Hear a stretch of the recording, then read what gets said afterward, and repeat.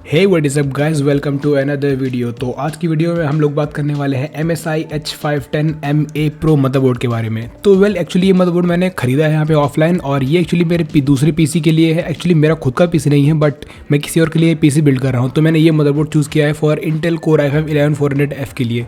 तो मैंने सोचा क्यों ना इसका एक रिव्यू वीडियो भी बना लिया जाए। तो ये रहा है रिव्यू वीडियो, और इस वीडियो में हम लोग काफ़ी डिटेल में बात करने वाले हैं किस टाइप से मदरबोर्ड है और क्या क्या इसमें आपको फीचर मिलते हैं और क्या आपको लेनी चाहिए नहीं लेनी चाहिए।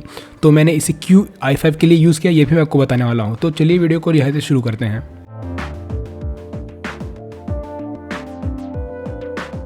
Well let's start with this unboxing. तो ये रहा MSI H510M-A Pro का बॉक्स। कुछ ब्लैक टाइप का यहाँ पे दिखता है आपको। ऊपर ही लिखा मिल जाता है supported entails 11 generation core processors, और इसके ऊपर लिखा मिलता है लाइटनिंग Gen 4, मतलब इसके अंदर PCIe Gen 4 नेटिवली सपोर्टेड है। फिर आपको यहाँ पे लिखा मिल जाता है core boost, DDR4 boost, lightning Gen 4 और Forza AI cooling. Well DDR4 boost का मतलब है कि इसके अंदर नेटिवली आपको 3200 मेगाहर्ट्ज़ तक की DDR4 रैम का सपोर्ट मिल जाता है। तो काफ़ी अच्छी बात है। चलिए करते हैं इसकी अनबॉक्सिंग। तो बॉक्स के अंदर सबसे पहले आपको आपकी मदरबोर्ड मिलती है, जो कि डेफिनेटली काफ़ी इंपॉर्टेंट है। ये एंटी स्टैटिक बैग के अंदर आपकी मदरबोर्ड आती है, तो ताकि स्टैटिक इलेक्ट्रिसिटी से डैमेज ना हो जाए। तो चलिए हम लोग इस साइड में रख देते हैं। आगे आपको यहाँ पे मिलता है आपका बॉक्स के अंदर आपको देखते हैं क्या क्या मिलता है। बॉक्स के अंदर आपको मिलता है यहाँ पे आपकी सबसे पहले ड्राइवर इंस्टॉलेशन डिस्क। इसमें आपके मदरबोर्ड के ड्राइवर्स हैं सारे, और फिर आपकी यहाँ पे एक MSI का स्टिकर मिलता है, ये आप अपने कैबिनेट पे चिपका सकते हैं डेफिनेटली। और फिर यहाँ पे आपको M.2 का स्क्रू मिलता है। इसे बिल्कुल नहीं घुमाना है, अगर आप ऐसे घुमा देते हैं तो आपको इसे मिलना काफ़ी मुश्किल हो जाता है और आप फिर M.2 ड्राइव यूज़ नहीं कर पाएंगे। फिर यहाँ पे क्विक इंस्टॉलेशन गाइड मिलते हैं यहाँ पे MSI की तरफ से। इसे हम लोग साइड में रख देते हैं। और फिर आपको यहाँ पे मिलती है IO shield for your motherboard. फिर आपको यहाँ पे 2 SATA केबल मिलते हैं, जो कि काफ़ी इंपॉर्टेंट है। और फिर यहाँ पे आपको MSI का थैंक यू कार्ड मिलता है। बॉक्स में इतना ही है, ज़्यादा कुछ खास नहीं है। जैसे नॉर्मल सारे मदरबोर्ड के बॉक्स आते हैं, सब कुछ उतना ही है। सारी आपको एसेसरीज में मिल जाती हैं। तो हम लोग बात करते हैं मदरबोर्ड की। तो हम लोग की मदरबोर्ड कुछ इस टाइप से मिलती है। एक स्टैंडर्ड ATX साइज़ की मदरबोर्ड है, ये एक्चुअली माइक्रो ATX साइज़ की मदरबोर्ड है, और कुछ इस टाइप से दिख रही है। अगर आप इसकी बिल्ड क्वालिटी देखें तो फर्स्ट लुक में मैं आपको बता दूँ, ये मतलब डिसेंट क्वालिटी की मदरबोर्ड आपको दिख जाती है लुक में। फर्स्ट लुक से ही, फर्स्ट इंप्रेशन से आप देख सकते हैं सोल्डरिंग जॉइंट्स काफ़ी अच्छे हैं यहाँ पे इसके, और आपको जो जितने फीचर मिलते हैं वो भी सारे ओकेश हैं, मतलब आपको सारे बेसिक फीचर मिल जाते हैं जो कि आपको एक गेमिंग के लिए चाहिए ही चाहिए। तो अगर हम लोग बात करें यहाँ पे सबसे पहले इसके IO की, बैक IO की, तो यहाँ पे सबसे पहले आपको ऊपर की साइड मिलता है HDMI 2.0, और साथ ही साथ आपको इसके नीचे मिलता है यहाँ पे VGA। तो आपको जो HDMI और VGA मिलता है, ये दोनों आपको डिस्प्ले देंगे और इंटीग्रेटेड ग्राफिक, मतलब जो आपके प्रोसेसर में होंगे उसकी वजह से। और फिर आपको यहाँ पे मिलता है USB 2.0, USB 3.0 और यहाँ पे दो USB 2.0, और साथ ही साथ आपको मिलता है यहाँ पे इंटेल का ऑन बोर्ड LAN 1 GB/s का। और फिर यहाँ पे आपको ऑडियो आउटपुट के लिए पोर्ट मिल जाते हैं कुछ। और अगर हम बात करें यहाँ पे सामने की, तो यहाँ पे आपको मिलता है यहाँ पे LGA 1200 का सॉकेट, जहाँ पे आपका 11 जनरेशन और 10 जनरेशन के इंटेल के प्रोसेसर लगते हैं। फिर यहाँ पे आपको 2 स्टैंडर्ड DDR4 के रैम स्लॉट मिल जाते हैं डुअल चैनल के, और आप इसमें 64 GB तक की मेमोरी लगा सकते हैं। फिर आपको यहाँ पे PCIe Gen 4 X16 का स्लॉट मिल जाता है, और यहाँ पे आपको H510 चिपसेट मिल जाता है यहाँ पे। और अगर हम बात करें यहाँ पे M.2 की, तो यहाँ पे आपको 2 M.2 स्लॉट मिलते हैं। एक बड़ा वाला मिलता है आपको SSD लगाने के लिए, छोटा वाला होता है इसमें आप वाईफाई कार्ड लगा सकते हैं अपने लैपटॉप वाले जैसे कि। और दोनों के दोनों यहाँ पे Gen 3 है, मैं आपको बता दूँ। और एक छोटा सा PCIe X1 Gen 3 आपको मिल जाता है यहाँ पे देखने के लिए। और अगर हम बात करें यहाँ पे PCIe to प्रोसेसर के लिंक की, तो यहाँ पे है आपको PCIe 3.0 X4 लिंक, मतलब ये DMI 3.0 X4 लिंक है यहाँ पे। अगर हम बात करें इसमें SATA पोर्ट की, तो यहाँ पे आपको सबसे पहले तो आपको यहाँ पे TPM स्लॉट मिल जाता है, अगर आप यहाँ पे लगा सकते हैं अपना TPM एक्सटर्नल। फिर यहाँ पे आपको 2 SATA 6 GB/s के पोर्ट मिलते हैं, और इस साइड अगर आप देखें तो यहाँ पे आपको 2 SATA 6 GB/s के पोर्ट और मिलते हैं। तो टोटली इसके अंदर 4 SATA 6 GB/s के पोर्ट हैं। और यहाँ पे आपको मिलता है 24 pin ATX power connector for powering your motherboard, और आपके बाकी चीज़ें यहाँ पे।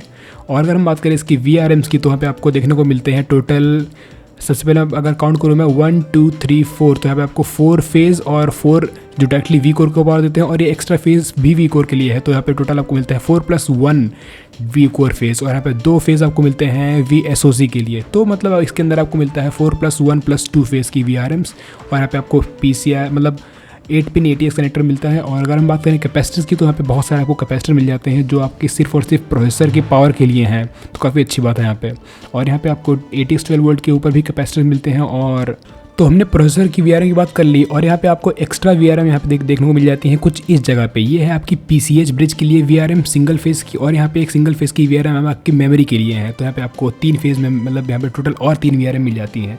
और फिर यहाँ पे आपको मिलती है EZ LED इस मदरबोर्ड पे। मतलब अगर आपका PC बूट ना कर रहा हो तो यहाँ पे आप इजीली अपने PC को डायग्नोस कर सकते हैं with the help of these LEDs। फिर अगर हम बात करें यहाँ पे कनेक्टर्स की इस साइड में, तो फिर से आपको यहाँ पे 24 पिन 8 पावर कनेक्टर मिल जाता है। फिर यहाँ पे आपको 2 SATA पोर्ट मिल जाते हैं और यहाँ पे आपको यहाँ पे फ्रंट पैनल USB 3.0 का हेडर मिल जाता है for your front panel USB 3.0 definitely. Overall अगर हम बात करें इस मदरबोर्ड की, तो यहाँ पे आपको अगर मैं फिर से आपको बता दूँ, जो ये पोर्ट है यहाँ पे PCIe X16 वाला, ये Gen 4 रेडी है। आप इसमें ग्राफिक कार्ड लगा सकते हैं Gen 4 वाला। और जो पे आप दो देख रहे हैं 2 M.2, जो नीचे वाला है ये एक्चुअली PCIe Gen 3 X1 है और जो ऊपर वाला है ये Gen 3 X4 है। और अगर हम बात करें इसकी ऑनबोर्ड ऑडियो की, तो यहाँ पे आपको 5.1 रियल टेक की ऑडियो मिल जाती है और काफ़ी एडवांस ऑडियो होती है। उसमें काफ़ी आपको यहाँ पे नए नए फीचर देखने को मिल जाते हैं। इसमें इंटेल की 1 गीगाबिट पर सेकंड की मतलब ऑनबोर्ड लैन लगा हुआ है, काफ़ी अच्छी बात है। अगर हम बात करें इसकी VRM डबलर्स की, तो इसमें ट्रू फेज नहीं है, इसमें फेज डबलर लगे हुए हैं। यहाँ पे 1 लगा हुआ है और 2 ऊपर लगे हुए हैं। यहाँ पे टोटल इसमें 3 फेज डबलर्स लगे हुए हैं for this kind of VRM configuration. तो ओवरऑल मदरबोर्ड काफ़ी डिसेंट सी है। अगर हम इसकी क्वालिटी कंपोनेंट की बात करें तो चलिए हम लोग इसकी क्वालिटी की बात कर लेते हैं। मतलब इसमें कौन कौन से कंपोनेंट यूज़ किए गए हैं, तो मैं आपको डिटेल में बता देता हूँ किस टाइप से इसकी क्वालिटी है। Moving on to its MOSFETs, इसकी VRM के मॉसफेट बनाए गए हैं एक्चुअली साइनो पावर की तरफ से। साइनो पावर एक्चुअली एक ताइवानीज ब्रांड है और इसके जो सारे मॉसफेट वहीं पे मैन्युफैक्चर होते हैं ताइवान में। तो आई गेस इसकी क्वालिटी काफ़ी अच्छी होगी मॉसफेट्स की, और काफ़ी लॉन्ग टाइम में सारे के सारे मॉसफेट्स आपको सर्व करेंगे। तो अगर हम बात करें इस मदरबोर्ड के ऊपर यूज़ किए गए कैपेसिटर्स की, तो इसके ऊपर जो कैपेसिटर यूज़ किए गए हैं वो सारे के सारे किसी एक ब्रांड के हैं, लेकिन उस ब्रांड के ऊपर मुझे कोई डिटेल मिल नहीं पाई। तो आई गेस कि ये जो कैपेसिटर्स यूज़ किए गए हैं वो भी किसी ताइवानीज ब्रांड की तरफ से हैं, और जो कैपेसिटर MSI ने यूज़ किए गए हैं डेफिनेटली उन्होंने कोई अच्छी क्वालिटी के कैपेसिटर्स यूज़ किए होंगे। तो कैपेसिटर भी काफ़ी अच्छे हैं इस मदरबोर्ड के। अगर हम बात करें ऑडियो कैपेसिटर्स की, तो ऑडियो कैपेसिटर भी आई गेस केमिकॉन या फिर नीचिकॉन की तरफ से, जो कि दोनों के दोनों जापानीज़ ब्रांड हैं और काफ़ी ज़्यादा जो इनके कैपेसिटर्स हैं वो रिलायबल होते हैं।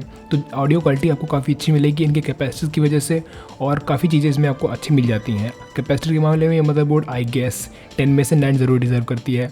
मैं ये नहीं कह सकता कि ये अच्छी है MSI से, मतलब MSI की मदरबोर्ड ये जो है एसस से बेटर है, फिर गीगाबाइट से बेटर है इन टर्म्स ऑफ कैपेसिटर्स की क्वालिटी। तो यहाँ पे एक ये बात नोट करने वाली है। तो बहुत थ्योरी हो चुकी है, चलिए डायरेक्टली हम लोग करते हैं रियल लाइफ में टेस्ट। तो टेस्ट के लिए मैं यहाँ यूज़ कर रहा हूँ processor as Intel core i5-11400F। ये है 6 कोर 12 थ्रेड का CPU जिसकी बेस फ्रीक्वेंसी है 2.6 गीगाहर्ट और टर्बो फ्रीक्वेंसी है अप टू 4.4 गीगाहर्ट। तो अगर ये मदरबोर्ड अच्छी खासी तरीके से पावर डिलीवर कर पाती है और हम लोग इस CPU को अच्छे तरीके से कूल कर पाते हैं, तो हम लोग अगर पावर लिमिट हटा दें तो ये CPU एक्चुअली 4.4 गीगाहर्ट तक हिट कर सकता है अक्रॉस एटलीस्ट 1 कोर, या फिर 4.3 गीगाहर्ट हिट कर सकता है अक्रॉस ऑल कोर। तो चलिए मैं CPU को लगा देता हूँ यहाँ पे और टेस्ट करते हैं जल्दी से जल्दी। एंड आई गेस ये जो हम लोग थ्रॉटलिंग देखेंगे जो टेम्परेचर की वजह से देखेंगे, और वो टेम्परेचर सिर्फ VRM का होगी, क्योंकि देखिए CPU के ऊपर मैं अच्छा खासा CPU कूलर यूज़ करने वाला हूँ। तो let's test our result with this motherboard, और यहाँ पे हम लोग अच्छा खासा CPU कूलर यूज़ कर रहे हैं। अगर आप डिटेल में जानना चाहते हैं मैंने क्या टेस्ट यूज़ किया है तो डिस्क्रिप्शन में आप चेक कर सकते हैं। तो चलिए हम लोग आते हैं डायरेक्टली टेस्ट के ऊपर। तो स्ट्रेस टेस्ट के लिए हम लोग यहाँ पे यूज़ कर रहे हैं ADA64 एक्सट्रीम यूटिलिटी सॉफ्टवेयर, और CPU ID मैंने चला दी ताकि मैं आपको दिखा सकूँ जो CPU है मेरा वो इंटेल कोर i5-11400F ही है। तो ये खुल चुका है इंटेल कोर i5-11400F, और यहाँ पे मदरबोर्ड में आया है तो हम लोग Microsoft industries MSI H510M-A Pro। तो मदरबोर्ड भी वही है, CPU भी वही है। तो चलिए करते हैं स्ट्रेस टेस्ट। तो ये रहा, हम लोग करने वाले हैं ADA64 से स्ट्रेस टेस्ट, और मैं कहूँगा सिर्फ और सिर्फ FPU स्ट्रेस टेस्ट। तो मैं आपको दिखाता हूँ पावर लिमिट। तो जैसे ही हम लोग ने स्ट्रेस टेस्ट स्टार्ट किया तो हमारा CPU कंजप्शन करने लगा 140 वाट तक। इसके कुछ देर बाद ऑटोमेटिकली थोड़ा स्पीड डाउन हो गई और हमारा CPU कंज्यूम कर रहा था 135 वाट तक। एक्चुअली हमने यहाँ पे CPU लिमिट हमने बढ़ा रखी थी, इसकी वजह से जो हमारी पावर लिमिट हमारी अनलॉक थी, तो CPU जो हमारा कंज्यूम कर रहा था वो टेम्परेचर के हेडरूम में कंज्यूम कर रहा था 135 वाट, और इस टाइम पे हमारी VRM की एफिशिएंसी थी 87%, जो कि काफ़ी अच्छी डिसेंट मदरबोर्ड की एफिशिएंसी होती है इस बजट सेगमेंट में वो होती है। तो चलिए हम लोग बात करते हैं इसके टेम्परेचर्स की। तो जैसे ही हमारा जो VRM का टेम्परेचर हिट हुआ 100 डिग्री सेल्सियस, इसके बाद से हमारा CPU थ्रॉटल करना शुरू कर दिया और इसकी स्पीड ड्रॉप हो गई 3 गीगाहर्ट्ज़ पे, और हमारा जो पावर लिमिट ड्रॉप हुआ 65 वाट तक। इसके बाद ऑटोमेटिकली जब टेम्परेचर मतलब नॉर्मल पे आया, फिर से इसके बाद पावर कंजम्पशन बढ़ गया, फिर से ड्रॉप हो गया। तो आप देख रहे हैं यहाँ पे जिगजैग पैटर्न बन रहा है। एक्चुअली इसी वजह से बढ़ रहा है क्योंकि VRM का टेम्परेचर ड्रॉप हो रहा है, फिर हाई हो रहा है, फिर ड्रॉप हो रहा है। तो एक्चुअली ऐसा इसलिए हो रहा है क्योंकि जो VRM जब हमारा लोड होता है तो टेम्परेचर उसके बढ़ना शुरू हो जाते हैं, और जैसे ही हाई हीट करता है फिर हमारा CPU थ्रॉटल हो जाता है और फिर से टेम्परेचर कूल होना शुरू हो जाते हैं। इसकी वजह से जिगजैग पैटर्न बन रहा है। और यहाँ पे आप क्लॉक स्पीड का पैटर्न देख सकते हैं, सेम इसी पैटर्न में है। तो फाइनली मैं यही कंक्लूजन देना चाहता हूँ कि जो हमारी MSI H510M-A Pro मदरबोर्ड है, ये एक्चुअली काफ़ी अच्छे खासे फीचर के साथ आती है। लेकिन अगर आप बात करें 11400F की, क्या ये मदरबोर्ड आराम से इस प्रोसेसर को हैंडल कर पाती है? तो मैं आपको बता दूं, अगर आपने पावर लिमिट को अनलॉक कर रखा है तो डेफिनेटली आपकी मदरबोर्ड कुछ देर बाद थ्रॉटल हो जाएगी, क्योंकि इस मदरबोर्ड के ऊपर जो हमारे हीट सिंक है वो दिए नहीं गए हैं VRM के ऊपर। तो जो हमारा टेम्परेचर होता है VRM को बढ़ जाता है। इसकी वजह से हमारा CPU एक्चुअली नहीं लेकिन VRM थ्रॉटल हो जाती है। इसकी वजह से CPU की स्पीड काफ़ी कम बढ़ जाती है।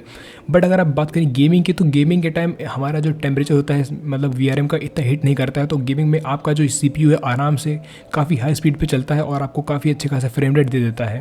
तो डेफिनेटली अगर आप गेमिंग के लिए ये मदरबोर्ड ले रहे हैं तो आप 11400F इस पर आराम से यूज़ कर सकते हैं विद डिसेंट कूलर, और आप पे पावर लिमिट अनलॉक भी कर सकते हैं कुछ हद तक। अगर आप बात करें, अगर आप सोच रहे हैं कि वीडियो एडिटिंग कर दी जाए इसके ऊपर या फिर 3D मॉडलिंग कर ली जाए इस मदरबोर्ड को लेके और 11400F को लेके, तो यहाँ पे आपको थोड़ा इशू मिलने वाला है, क्योंकि जब आप रेंडरिंग करेंगे तो उस टाइम आपका CPU 100% पे यूज़ होगा और इस जगह पे जो हमारी VRM थ्रॉटल होना शुरू कर सकती है और आपको प्रॉब्लम आ सकती है। और अगर लॉन्ग टर्म की बात की जाए तो इससे मैं ये कंक्लूड कर सकता हूँ कि आपकी जो मदरबोर्ड की लाइफ होगी वो थोड़ी शॉर्ट होगी। 5 या 6 साल अगर आपकी मदरबोर्ड ऑन एवरेज चलती है तो शायद 3 या 4 साल ही चले, और हो सकता है इसकी VRM में कोई फॉल्ट आ जाए। तो आपको इस वीडियो से समझ में आ ही गया होगा कि किस टाइप से ये मदरबोर्ड आपके लिए अच्छी है और किस लिए बेकार है। अगर हम बात करें इसके फीचर्स की, तो आपको इसमें आराम से PCIe Gen 4 X16 का सपोर्ट मिल ही जाता है। तो आप इसमें लेटेस्ट ग्राफिक कार्ड यूज़ कर सकते हैं, 64 GB की रैम लगा सकते हैं और i5 11400F भी यूज़ कर सकते हैं। तो ओवरऑल अगर आप बात करें गेमिंग के लिए तो ये मदरबोर्ड आई गेस आपकी सारे फीचर्स को फुलफिल करती है और आप इसे यूज़ कर सकते हैं। बट यहाँ पे अगर आप वीडियो एडिटिंग करते हैं तो आपके लिए मदरबोर्ड अच्छी नहीं है, तो यू कैन ड्रॉप दैट। तो ये था मेरा छोटा सा रिव्यू। अगर आपको वीडियो अच्छा लगा हो तो वीडियो को लाइक कर सकते हैं, और बाकी आप मुझे कोई भी क्वेश्चन ड्रॉप डाउन कमेंट में पूछ सकते हैं। और बाकी अगर आपको कुछ अच्छी खासी डिटेल में फिर से पूरी रिव्यू की बात करें, तो अगर आपको डिटेल हार्डवेयर रिव्यू देखना है तो आप डिस्क्रिप्शन में पढ़ सकते हैं। मैं कुछ दिन बाद डिस्क्रिप्शन में आपको रिव्यू डाल दूंगा यहाँ पे। तो वीडियो यहीं तक था। Thank you very much. अगर आपको वीडियो अच्छा लगा तो फिर से लाइक कर सकते हैं, और अगर आपको मुझे कोई डायरेक्टली पर्सनली मैसेज करना हो तो आप मुझे इंस्टाग्राम में मैसेज कर सकते हैं। तो वीडियो यहीं तक था। Thank you very much. This was Arif Khan PC Bolt। Good bye.